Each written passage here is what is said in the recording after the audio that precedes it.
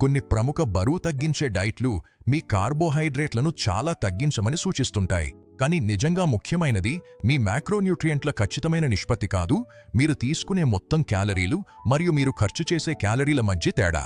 మీరు ప్రతిరోజు మీ శరీరం ఉపయోగించే క్యాలరీల కంటే ఎక్కువగా తింటే బరువు పెరగడం అనివార్యం. అధిక ప్రోటీన్ లేదా కొవ్వు తినడం లాగానే మీరు తినే అదనపు కార్బోహైడ్రేట్లు కూడా శరీరం వెంటనే శక్తికి లేదా నిలువకు ఉపయోగించకపోతే అవి నిజంగా శరీర కొవ్వుగా మారిపోతాయి. ఇంకా సహజంగా ఫైబర్ ఎక్కువగా ఉండే ఆహారాలని ఎంచుకోవడం వల్ల మీరు ఎక్కువగా తిననట్టు అనిపిస్తుంది. ఇది సాధారణంగా మీ మొత్తం క్యాలరీ తీసుకునే పరిమాణాన్ని తగ్గించడంలో సహాయపడుతుంది.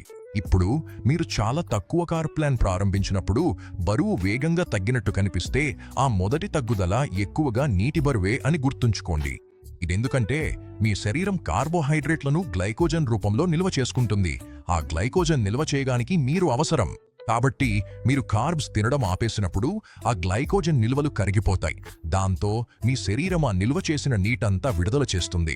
చివరికి దీర్ఘకాలికంగా చూస్తే తక్కువ కార్బ్ మరియు ఎక్కువ కార్బ్ ఆహార విధానాల మధ్య మీరు ఎంత బరువు తగ్గుతారో దానిలో పెద్దగా తేడా లేదని పరిశోధనలు చూపిస్తున్నాయి.